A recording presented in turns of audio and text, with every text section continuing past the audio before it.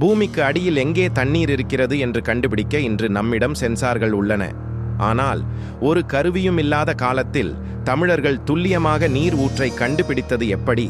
அவர்கள் போர்வெல் போடவில்லை, ஆனால் நிலத்தடி நீரின் ஓட்டத்தை அறிந்திருந்தார்கள்.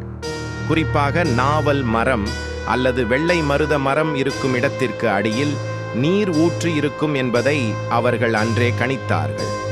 நீரோட்டம் பார்ப்பது என்பது வெறும் நம்பிக்கை அல்ல.